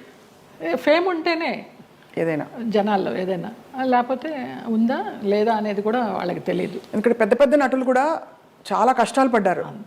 మీకు ఉన్న సంపద మీరు అన్నట్టుగా ఆధ్యాత్మికంగా మీరు మలుచుకొని ఒక గౌరవంతో ఆత్మాభిమానంతో కొనసాగిస్తున్నారు జయలలిత గారు. చాలా మనసుకి ముచ్చటగా, ఎంత ఇన్స్పైరింగ్గా ఉందో చెప్పలేని మాటలు. మీకు చిన్న కోరిక ఉంది మాకు. చెప్పండి. మీరు ఒక చిన్న డాన్స్ చేస్తా. నేను మామూలుగా సెమీ క్లాసికల్ ఏమైనా మూవీ సాంగ్ స్వప్నకు కూడా తేలిగ్గా ఉంటుంది. నువ్వు క్లాసికల్ సింగర్ కాదని లేదు, ఏమైనా పాడతారు అనుకొని మనసే అందాల బృందావనం అనుకున్నాను. మా సంజయ్ తిట్టాడు, ఎంత పెద్ద క్లాసికల్ డాన్సర్ నువ్వు వేడి సినిమా సాంగ్ చేస్తావా అనేసి. అందుకని ఏ సాంగ్ చేయాలి? భామనే సత్యభామనే ఏమైనా ఒక 4-5 లైన్లు అనగలరా? ఆ 2 లైన్లే మళ్ళీ మళ్ళీ తిప్పి అనమంటే అంట. కొంచెం నేను కూడా కలుపుతాలే. మీరు కలపండి. నిలబడే మీరు కూచిపూడి భరతనాట్యమా? 2 అమ్మ. కూచిపూడి చింత రాధాకృష్ణమూర్తి గారు, భరతనాట్యం జోసులు సీతారామ శాస్త్రి గారు విజయవాడ నుంచి వచ్చేవారు. కాకుండా తంజావూరు నుంచి గిరిజా నటరాజ్ అని ఒక వైఫ్ అండ్ హస్బెండ్ వచ్చి చెప్పేవారు భరతనాట్యం. ఆంధ్రనాట్యం నటరాజ్ రామకృష్ణ గారు. మళ్ళీ మధ్యలో వెకేషన్స్కి చెన్నై వెళ్ళి చినసత్యం గారి దగ్గర. ఎప్పుడు అనిపించలేదు ఒక డాన్స్ స్కూల్ స్టార్ట్ చేద్దామని? లేదు, వేంప వేషాలు వేసేసరికి, అంటే డిగ్రీ అవుతూ ఇంకా డాన్స్ కంటిన్యూ చేద్దాం అనుకునే టైంలో నాన్న ఫీల్డ్కి తీసుకొచ్చేసారు. ఇంకా ఈ వేంప వేషాలు వేసినప్పుడు నన్ను అలాగే చూస్తారేమో, పేరెంట్స్ పిల్లల్ని పంపించడానికి భయపడతారేమో, ఇప్పుడు సినిమా సాంగ్స్ నేర్పుతుందా లేకపోతే క్లాసికల్ సాంగ్స్ నేర్పుతుందా అని ఏదన్నా అని నాకు నేనే డౌట్ పెట్టుకొని దాన్ని సమారంభించేసాను. దిత్త కిడగ తిరుగుతాం, దిత్త కిడగ తిరుగుతాం, తా కిడగ తిరుగుతాం, కిడగ తిరుగుతాం, దిత్త కిడగ తిరుగుతాం, దిత్త కిడగ తిరుగుతాం, తా కిడగ తిరుగుతాం, కిడగ తిరుగుతాం, దిత్త కిడగ తిరుగుతాం, దిత్త కిడగ తిరుగుతాం, తా కిడగ తిరుగుతాం, కిడగ తిరుగుతాం, కిడగ తిరుగుతాం. భామనే సత్యభామనే, సత్యభామనే, సత్యభామనే, సత్యారి ముద్దుల వయ్యారి ముద్దుల సత్యభామనే, సత్యభామనే, వయ్యారి ముద్దుల వయ్యారి ముద్దుల సత్యభామనే, సత్యభామనే. అద్భుతం. ఎక్కడ ఎంత ఎంత గ్రేస్ఫుల్గా ఉంది అసలు. సంజయ్ గారు, ఇప్పుడు శోభన్ గారు అందరూ చేస్తున్నారు కదండి డాన్స్ పర్ఫార్మెన్సెస్, బ్యాలేస్. అంటే మీకు అఫ్కోర్స్ మీరు ఒక ఆధ్యాత్మిక లోకంలోకి వెళ్ళిపోయారు. ప్రాపంచికంగా లౌకికంగా మీకు కోరికలు లేవు, కానీ అలా చేస్తే ఎంత బాగుండు అని అనిపించే అంత అందంగా ఉంది మీ డాన్స్. శోభనాయుడు గారితో బ్యాలెన్స్ చేశానమ్మా. వెంకటేశ్వర కళ్యాణం, కృష్ణ పారిజాతం, ఆవిడన్నీ మేల్ క్యారెక్టర్స్ ఇచ్చేవారు. నేను అదంతా తీసేసిన తర్వాత జయలలిత నువ్వా వెంకటేశ్వర స్వామి వేసింది, కృష్ణుడికి వేసింది అనేసరికి నిరాశ వచ్చేసింది. అది అర్థమైంది. కానీ అన్ని ఆ పార్శ్వాలని మీరు చూశారు జీవితంలో. కంప్లీట్ లైఫ్ కష్టం చూసి ఉగాది పచ్చడిలాగా అన్నీ చూడకపోతే మనకి ఏం చూసాను జీవితం అని అనిపిస్తుంది కదా. అలా మీరు కష్టాలు చూశారు, అన్నీ చూసేసాం. సంతోషం చూసారా ఏదైనా టైంలో? సంతోషం అంటే ఈ యాత్రేనమ్మా. ఈ యాత్రలే అతి దుఃఖకరమైన సంఘటన, బాధాకరమైన సంఘటన, అతి సంతోషకరమైన సంఘటన అంటారు, కానీ అవి 2 లేవు నాకు. వయా మీడియాగానే వెళ్తూ వచ్చింది. ఈ ముక్తినాథ యాత్ర మాత్రం నాకు చాలా ఫిక్స్ అనమాట ఇంకా. సో ఫైనలీ మీకు మిగిలిన కోరిక అంటే మిగిలిన కోరికను ఎందుకంటున్నారంటే మన జీవితానికి ఒక సంపూర్ణత్వం రావాలంటే ఏం కోరుకుంటున్నారు? ఇంకా మానస సరోవర్ వెళ్ళాలమ్మా. మానస సరోవర్ కానీ మా సాయిరామ్ గారు అది వేయనమ్మా చాలా కష్టం అంటున్నారు. ఎవరు తీసుకెళ్తారో తెలీదు. వెళ్ళాల్సి ఉంటే డెఫినెట్గా ఖచ్చితంగా అదే జరిగిపోతుంది. చాలా కోరిక. వెళ్తే తిరిగి వస్తామా లేదా అనేది తర్వాత విషయం. అక్కడ దాకా వెళ్ళాలి, ఆ భూమి మీద అడుగు పెట్టాలని మాత్రం కోరిక. అదొకటే తీరని కోరిక. చాలా అద్భుతంగా ఉంది మీతో మాట్లాడడం. చాలా విషయాలు నేర్చుకున్నది ఏంటి అంటే సెల్ఫ్ యాక్సెప్టెన్స్ కంటే గొప్ప వరం లేదండి. ఓకే, అది మీకు వచ్చేసింది కాబట్టి మీరు ధన్యులు. ఒకలాగా ఈ కృష్ణుడి విగ్రహం నాకు నా ఫ్రెండ్ శ్రీనివాస్ అని ఆయన మ్యాంగ్లూర్ నుంచి తీసుకొచ్చి ఇప్పించారు. చాలా చాలా కళకళలాడుతుంది ఇలాగా. చాలా బరువు కూడా అది. అవునా?